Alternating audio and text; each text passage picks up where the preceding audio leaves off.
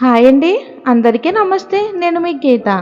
పట్నం అమ్మాయి, పల్లెటూరి అబ్బాయి పార్ట్ 41 స్టోరీలోకి వెళ్ళిపోదాం.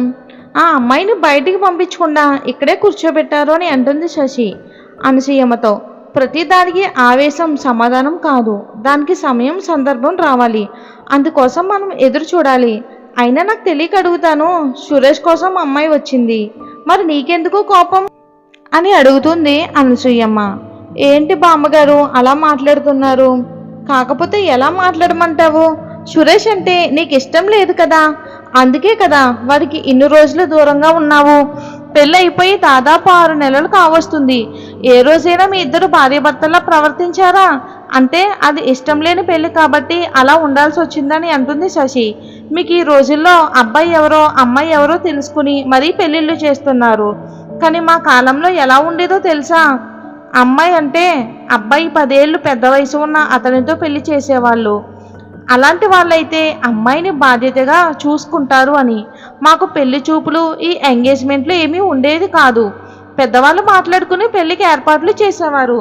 అప్పటి వరకు మాకు తెలీదు మా మెడలో తాళి కట్టే వ్యక్తి ఎవరు అని. అతని వైపు చూడాలి అని మనసుకు అనిపించినా పెద్దవాళ్ళు అలా అబ్బాయి వైపు చూడకూడదు, నీకు పద్ధతి లేదు అనుకుంటారని చెప్పడంతో పెళ్ళి అయిపోయే వరకు తలెత్తుకో పెళ్లి కొడుకుని చూసింది కూడా లేదు మేము. ఇక మొదటి రోజు రాత్రి కూడా ఏర్పాట్లు చేసేవారు. ఇప్పుడు కరెంట్ అన్నా ఉంది. మా కాలంలో కరెంటు కూడా లేదు. ఒక దీపం బుడ్డి వెలిగించేవాళ్ళు.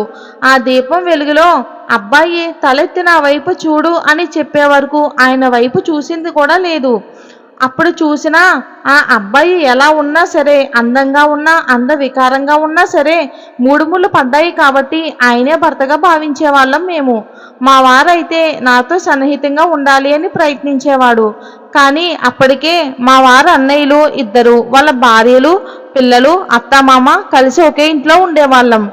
రాత్రి మాత్రమే మనకు నచ్చినట్లు భర్తతో ఉండడానికి సమయం దొరుకుతుంది. తర్వాత ఆయన నాతో మాట్లాడడానికి కూడా తీరిక ఉండేది కాదు. పని చేస్తూ ఉండేవాళ్ళు. కనీసం బయటికి వెళ్ళాలంటే అందరం మేము కూడా వస్తామని అనేవాళ్ళు. ఇక వాళ్ళతో రావద్దు అని చెప్పలేం. అలా చెప్పాము అంటే భార్య వచ్చింది నిన్ను మార్చేసింది అని అందరూ నన్ను తప్పుపడతారు కాబట్టి ఆయన మౌనంగా ఉండేవారు. ఆ 4 గోడల మధ్య భర్త చూపిస్తున్న ప్రేమని భార్య సంతోషంగా ఆహ్వానించేది. ఇప్పుడు మీకు ఇంకా స్వతంత్రం దొరికింది. ఒకటి చెప్పు, నీ భర్త అంటే నీకు ఇష్టం లేదు. అలా ఎంతకాలం చెప్పు? అతన్ని మార్చుకోవాలని నీకు అనిపించడం లేదా చెప్పు శశి. మా తరం నుంచే కదా మీరు వచ్చింది. మాలో ఉన్న ఓర్పు సహనం మీలో కనిపించడం లేదు. ఏం సంతోషం చవి చూడకముందే నాకు 3 పిల్లలు పుట్టేశారు. 2 అమ్మాయిలు 1 అబ్బాయి. ఇక ఉరుగులు పరుగుల జీవితం.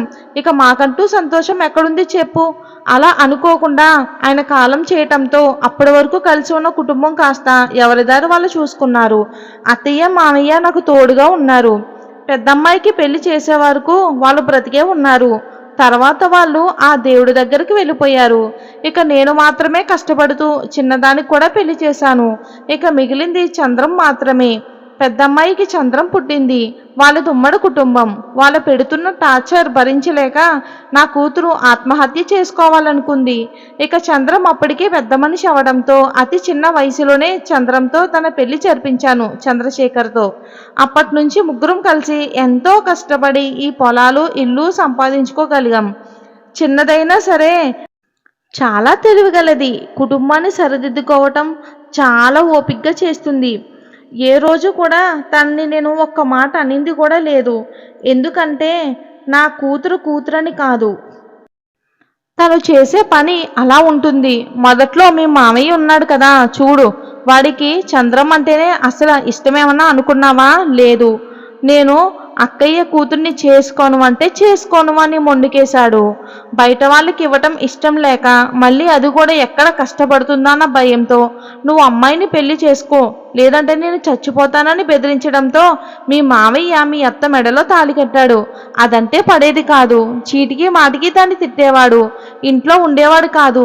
అలాంటి మూర్ఖుణ్ణి ఒక 15 సంవత్సరాల అమ్మాయి తన వైపు మళ్ళేలా చేసుకుంది. భార్య అంటే పడని వ్యక్తి భార్య కొంగు పట్టుకుని తిరిగేలా చేసుకుంది. అలాగే అందరి సంసారాలు సంతోషంగా ఉంటాయి అనుకున్నావా శశి? ప్రతి ఒక్కరూ ఏదో ఒక విషయంలో బాధకి గురైన వాళ్ళే. అందుకే చెప్తున్నాను, నువ్వు 15 సంవత్సరాల అమ్మాయివి కాదు.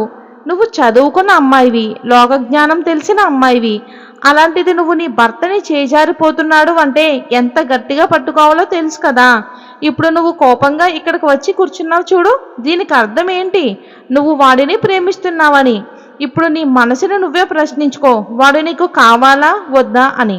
అప్పుడు నీ మనసు నీకు చెప్తుంది, నేను చెప్పింది నిజమైతే నువ్వు వాడిని ప్రేమిస్తున్నావు అని. అనుకుంటే అప్పుడు నా దగ్గరికి వచ్చి మాట్లాడు.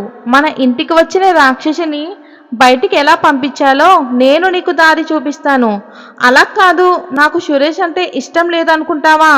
అప్పుడు నా దగ్గరికి నువ్వు రావాల్సిన అవసరం కూడా లేదు అని చెప్పి అనసూయమ్మ వెళ్ళిపోతుంది నవ్వుకుంటూ.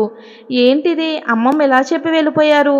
అంటే నేను నిజంగానే సురేష్ గారిని ప్రేమిస్తున్నానా? ఆయనంటే ఇష్టం లేనప్పుడు ఆయన ఇష్టపడే అమ్మాయి ఆయన దగ్గరికి వచ్చింది, మరి నాకెందుకు ఈ బాధ? దీని అర్థం ప్రేమే కదా. ఇప్పుడు నాకు ఆయన దూరంగా వెళ్ళిపోతున్నారు అంటే నా మనసు అస్సలు ఒప్పుకోవడం లేదు. బామ్మగారు చెప్పినట్లు అత్తయ్య అతి చిన్న వయసులోనే మామయ్య గారిని మార్చుకున్నట్లే నేను కూడా సురేష్ గారిని మార్చుకోవాలి. శశి ఏదనుకుంటే అది చేస్తుంది. అలాంటిది నేను ఆయన మనసు మార్చలేనా అనుకుంటూ పైకి లేచి తన చీర చీర కట్టుకున్న దుమ్ము దులిపేసి అనసూయమ్మ గారి గదివైపు వెళ్తుంది. ఇక ఇద్దరు కలిసి ఏం చేయబోతున్నారో ప్లానింగ్స్ నెక్స్ట్ భాగంలో చూద్దాం. ఈ స్టోరీ నచ్చినట్లయితే ఒక లైక్ చేసి మన ఛానల్ని సబ్స్క్రైబ్ చేసుకోండి. Thanks for watching.